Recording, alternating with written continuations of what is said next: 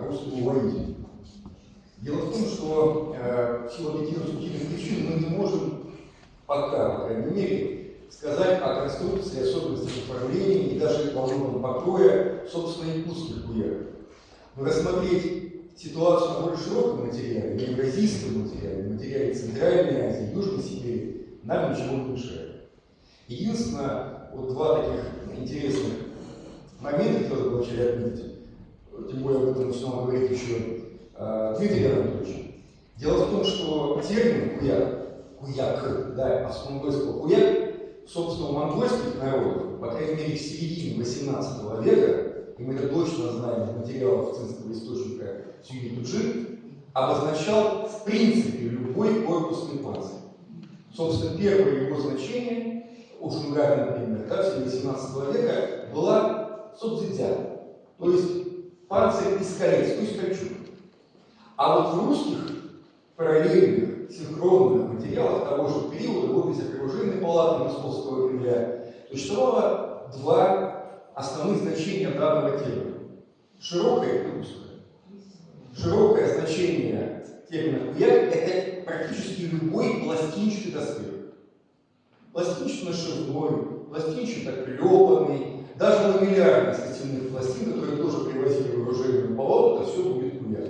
Исключение делалось для кольчато-пластинчатый доспех. Все остальные это из зерцала, все остальное это было куяками. Но было и узкое значение данного термина. Это разновидность пластинчатого доспеха, где пластины нашиваются на органическую основу, как правило, с внутренней стороны. Чуть позже мы об этом более подробно скажем. Я вот сегодня много слышал слов, сказанных в адрес Федора Федоровича, и если подытоживать их, я не буду большим преувеличением сказать, что этот человек стал отцом-основателем якутского оружейника. И в этот день хотел бы, чтобы его имя стояло в один ряд с 4 старшего поколения отцами-основателями российского оружейника: Александром Филипповичем Медведевым, Анатолием Николаевичем Кирпичниковым, Юрием Сергеевичем Кубиковым, Михаилом Ильичем Горелиным. Вот то, что мы сегодня имеем, да, вот эти плечи титанов, на основе которых мы стоим, в ключах которых мы стоим, собственно, плечи этих 4 человек. И принципы классификации, технологического анализа предметов вооружения разработаны в первую очередь этими людьми. Единственный есть нюанс, конечно, что нельзя останавливаться на достигнутом, и нужно идти дальше. Специфика терминологии, которую мы с вами сейчас используем, просто в том, что мы один термин взяли от Кирпичникова, один от Горелика, один от Куликова, один от Медведева, и у нас получилась стройная и понятная схема, но имеющая ряд нюансов. Так, изначально системы типологии были разные, у нас есть некоторые внутренние противоречия. Ну вот, например, на экране мы видим те виды доспеха, которые мы указываем через запятую. При этом 3 нижних основаны на принципах соединения защитных элементов и основы, да, или другого защитного элемента. Кольчато пластинчатые, кольчатые, пластинчато-нашивные, да, нашивающие на органическую основу. При этом другие разновидности доспеха, например, ламеллярные и ламинарные, они соединяются кожаными ремешками, мы указываем наряду через запятую с этими 3. Поэтому было внесено предложение чуть-чуть скорректировать, значит, принцип классификации, добавив такой феномен, как структура бронирования, то есть способ соединения защитных элементов в рамках отдельного доспеха. И добавить 2 новых термина. Они выстрелены желтыми. Это пластинчато-ременные доспехи, то есть там, где пластины соединяются кожаными ремешками. И сюда как раз подходят ламеллярные, и ламинарные, и комбинированные ламинарно-ламеллярные, и другие. И пластинчато-клепанные. То есть там, где пластины приклепываются к органической основе. Вот сегодня, собственно, о них в первую очередь и пойдет речь. Но сначала вернемся на зарю эпохи. Величайший период в истории Евразии, средневекового евразийского вооружения, знаменитая средневековая, она же симбийская военно-культурная революция 4-5 веков нашей эры. Это вот государственное образование номадов, монголоязычных преимущественно, которые создали себе государственное образование на территории Северного Китая. Это время мощнейшего технологического рывка. Именно в это время появляются, распространяются стремена в комплекте с твердым седлом, с луками и полками. Это время начальный этап распространения сабель, как нового массового вида вооружения. Именно в это время появляется классический ламеллярный конский доспех для коня, который в Тибете сохранится с 19 века. И это время появления весьма совершенного комплекса доспеха для человека. То есть вот то, что мы видим в 4, 5, через 6 века, сохранится с некоторыми изменениями в некоторых регионах 19 века, а на большей части евразийской степи и сопредельных территориях вплоть до 14 столетия. Но вот царь, так сказать, или император, да, комплекса вооружений, ламеллярный доспех, разновидность ременного доспеха, который отличался высокой степенью совершенства и почти 1000 лет, вот начиная с симбийской эпохи и до расцвета чингизидских государственных образований, доминировал на большей части евразийской степи и сопредельных территорий. Но 14 век эпоха перелома в эволюции защитного вооружения. Буквально на протяжении жизни 2 поколений ламеллярный доспех стремительно уступает свои позиции новому типу брони, пластично-шинному, пластично-клепанному. Вот тем самым доспехом, который на Руси в узком смысле слова будут называть куяк, а в Европе будут называть бригантина. Главная особенность этого доспеха в том, что он имеет многослойную органическую основу, как правило, это 3 слоя шерстяной ткани, иногда 1-2 слоя шерстяной ткани, и между ними проложка из мягкой кожи. И пластины, железные пластины, крепятся к этой органической основе, как правило, с внутренней стороны. То есть любой человек, который смотрит этот доспех извне, видит только красивые ряды заклепок на ее поверхности. Возникает вполне закономерный вопрос. А почему вот этот роскошный ламеллярный доспех, который 1000 лет доминировал в Евразии, вдруг уступил в XIV веке место той самой куйку или бригантине? Тем более, что будущее у бригантины было, в общем, в большинстве регионов весьма успешное. Например, в Европе, как раз справа показана европейская бригантина, она вполне себе существовала златным доспехом вплоть до 16 века, например. Да, в мусульманском Востоке куяки уступили свое место доминирующее, кое-что пластинчатым доспехом. Но в Китае, Монголии, Южной Сибири они оставались в качестве главной разновидности корпусного доспеха вплоть, там, если говорим про Южную Сибирь, там, до 17-18 века, а в Китае, Манчжурии и Корее до середины 19 века. Вот чем обусловлена победа куяков бригантин над ламеллярными доспехами? И что стало основой для их модернизации в последующее время? Давайте сделаем вот так, очень коротко перечислю, чтобы вас не задерживать. Какие основные причины? Первое – технологическое развитие. В первую очередь производственное развитие, которое позволило создавать более крупные пластины, которые требуют для соединения меньшее количество отверстий. Казалось бы, мелкое отличие, но для понимания, вот ламеллярный доспех, который вот мы видим, на фотографии, это несколько тысяч пластин. А такой же аналогичный доспех пластинчато-клепанный всего около 200-250. Отверстие же, количество, которое нужно приводить, отличается в разы. То есть при прочих равных условиях, при наличии развитого производства, изготовить доспех с пластинчато-клепанным строем бронирования можно гораздо быстрее, чем ламеллярный. Далее, ламеллярный доспех, который слева на фотографии, предполагает огромное количество кожаных ремешков, которые перетираются, пересыхают, рвутся и постоянно нужно ремонтировать. В этом плане система крепления пластин, особенно пластинчато-клепанных, заклепанным, да, очень надежным. И соединительная система, соединяющая с помощью заклепки органической основы, даже при нанесении успешного рубящего удара противника не приводит к тому, что доспех распадается на составляющие. Это не происходит совершенно. Далее, очень важный нюанс, который часто бывает.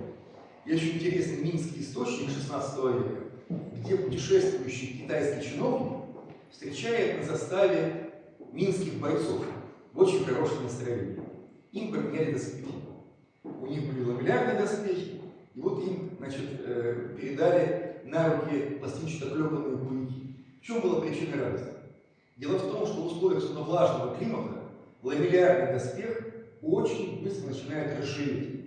А когда у вас над вами суровый начальник, он будет всегда требовать, чтобы вы доспех поддерживали в хорошем состоянии. Да? То есть ламеллярный доспех – это всегда очень много и очень сложной работы по его учащению, значит, и натиранию ламеллярных пластин. Доспех пластинчато-клепанный таких сложных усилий не требует. Поэтому китайские бойцы называли ламеллярный доспех злым доспехом, а бригадину темным, потому что под тканью, да, или добрым доспехом. Ну и, конечно, вот мы видим это нужно было, наверное, сразу сказать, про наличие матерчатой покрышки сверху, да, органической основы, которая предохраняет панцирные пластины от нагревания на солнце, что в условиях жаркого климата это очень и очень важно, от воздействия влаги, механических повреждений и прочее, прочее, прочее.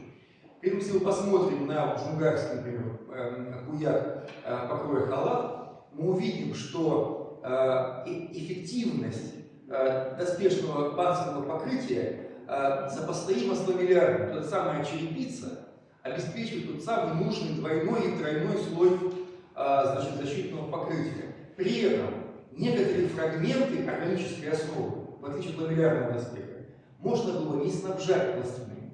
То есть, если вы знаете, что какие-то детали, что хорошо на фотографии видно, какие-то фрагменты не требуют наличия защитного покрытия, от него можно отказаться. Чего нельзя сделать с ламеллярным доспехом. Поэтому при прочих равных условиях, при сопоставимой площади защитного покрытия, ламеллярный доспех будет всегда тяжелее, чем бригандина куяк. Ну и, конечно, не стоит забывать про это вот в следующий момент. Наличие матерчатой покрышки, вот изображение слева, позволяет создать панцирную униформу. Когда воины отдельных подразделений у вас могут быть облачены доспехи определенного цвета. Принцип тот же самый. Такими войсками легче управлять на поле сражения, в походе и так далее. И в этом смысле, значит, централизованным, сильным государственным образованием, как империя Амира Тимура или Цинскому и отчасти Минскому Китаю, это идеально подходило для массового производства подобного защитного вооружения. Мы смотрим направо. Если вы очень богаты, если занимаете очень высокое место в социальной иерархии, органическую покрышку вы можете изготовить из самых дорогих тканей и украсить самым роскошным образом. То есть это еще и показатель высокого социального статуса. Пару слов про логику развития, логику эволюции у тех самых кулаков бригандин. Изначально, и я так считал долгое время, значит, что логика была магистральное направление, было следующее. Изначально пластины нашивались на органическую основу, потом их стали наклепывать на органическую основу, что стало более функциональной, эффективной системой крепления, а потом началась массовая переделка пластин с нашивной системой крепления на заклепывающую. На фотографии это хорошо видно, как раз я переделал пластины. В принципе, до сейчас мы с такой позицией согласны, но есть нюансы, есть некоторые секреты, которые сегодня тоже очень коротко скажу. Вторая линия эволюции панцирных куяшных пластин – это эволюция их поверхности. Самые ранние пластины гладкие, иногда выпуклые, позднее появляются бортики по периметру, выполняющие роль таких своеобразных ребер жесткостей. И самые поздние пластины, вот это 17-й, первая половина 18 века, это рельефные ярусные пластины. На фотографии справа. Такие пластины утопают сами в себя. То есть каждый следующий ярус этой пластины ниже, чем предыдущий. При этом продолжают использоваться и простые пластины с гладкой поверхностью. Первая загадка.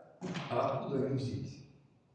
Как вот так резко появились эти пластины у нас, как предполагается, в 13-м, да, может пораньше веке, и вдруг они неожиданно взяли верховенство во всей военно-культурном космосе Евразийского континента. Изначально предполагалось, что в конце 70-х годов, что подобные пластины впервые появляются у енисейских кыргызов в 11-12 веках. На самом деле мы имеем несколько тысяч находок подобных пластин на территории Хакасии, за пределами районов Красноярского края. Проблема вот в чем. Первое упоминание, об этом еще Рерих писал, упоминание о существовании подобных доспехов относится к 8 веку. Ну, логично было предположить, что вот они от 8 века начали свое начало и существовали до 19 века. Но есть одна проблема. Дело в том, что есть единственное упоминание 8 века о дворцовом китайском доспехе танцем, где роскошь придворной одежды сочеталась с надежностью панцирного защитного покрытия. Но проблема в том, что ни в 9, ни в 10, ни в 11, ни в 12 веке мы не имеем ни одного надежного свидетельства о существовании подобных пластин.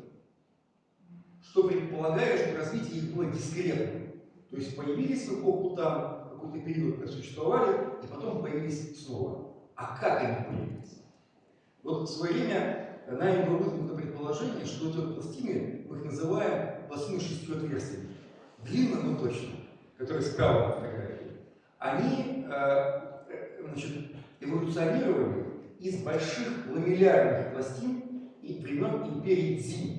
Это вот это самое знаменитое джурдженское государство, главный враги Чингисхана. Вот эти пластины на фотографии слева сверху. Да? То есть в какой-то момент технологически стало возможным такие большие пластины изготавливать, что уже обычная ламеллярная система крепления перестала эффективной. И оказалось, что пришивать пластины к основе гораздо более технологически выгодно, чем с этими крепежками, как это делалось раньше. Более того, у нас есть, вот если посмотрите внимательно, на нижней прорисовке крайняя правая пластина. Мы видим с одной стороны ламеллярное отверстие, а с другой стороны искомые 6 отверстий. И очень может быть, что первые куяшные пластины нашивные впервые появляются как раз в империи Цзинь.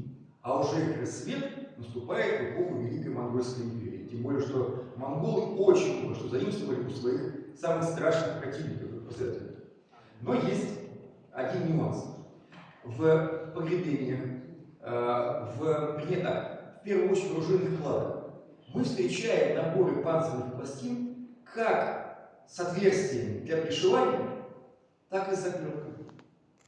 Что говорит о том, что эти пластины используются параллельно, по крайней мере, в начальном этапе их эксплуатации. Почему? Да, это подтверждается знаменитые тибрисские миниатюры начала XIV века. Если внимательно посмотреть, мы увидим, что часть органической поверхности доспехов покрыта заклепками, то есть под ним клепанная система, а часть, причем самая неожиданная, заклепки не имеет. И, скорее всего, как раз именно эти ранние куяки показывают нам возможность существования комбинированной системы структуры бронирования, когда часть пластин нашивалась, а часть прикрепывалась.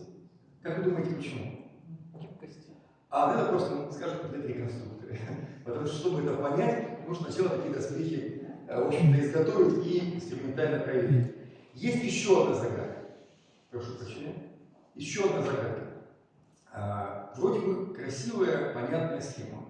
Но не так давно на территории Южного Китая, в районе Нанкина, обнаруживают 2 погребения, которые очень надежно датируются. Там лежат 2 очень влиятельных,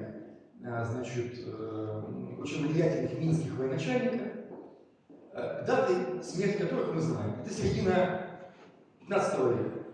И эти пластины практически в точности повторяют те самые пластины, которые мы видим вот 6 отверстиями. Там есть некоторые нюансы отличающиеся, но принцип соблюдается общий. Как могли тогда такие пластины вдруг оказаться в Южной Сибири, в Монголии, даже в Сухие, недалеко от Ташкента? Вопрос. И здесь, может быть, нам помогут причем эти пластины шестиответственных тысяч на территории Южной Сибири и Монголии. И здесь, возможно, ответ кроется в событиях середины 15 века, когда в 1449 году в ходе грандиозной Тумусской битвы, которая до сих пор в Китае называется Тумусской катастрофой, это как Березина на французском, да, то есть совсем все плохо, когда была вдребезги разгромлена китайская армия, китайский император попал в плен, разгромлена она была айрато-монголами СМ Тайши, огромное количество трофейного китайского вооружения, чем отборного китайского вооружения попадает в руки кочевников, монголов, айратов и Южно-Сибирских союзников. И, возможно, вот те пластины, которые мы считаем ранними, на самом деле могут датироваться середины 15 века. Ответ на вопрос пока нет. Это как раз одна из загадок пластинчатого нашивного доспеха. Но на самом деле, может, нет никакого противоречия. Потому что зародившись в империи Цинь, пластины могли на протяжении некоторого времени эксплуатироваться и в Китае, и на территории Монголии, на протяжении длительного периода. И схожая система крепления в районе пластин могла сохраняться на протяжении 2 веков. Ламелляре нам прекрасно показывают, что это вполне возможно. Подводя итог, на сегодняшний момент мы находимся на одном из самых интересных поворотов изучения пластинчатых лёпанных доспехов, которые имеют колоссальное значение для изучения защитного вооружения Монголии, Манчжурии, Китая, Кореи, Южной Сибири и Якутии.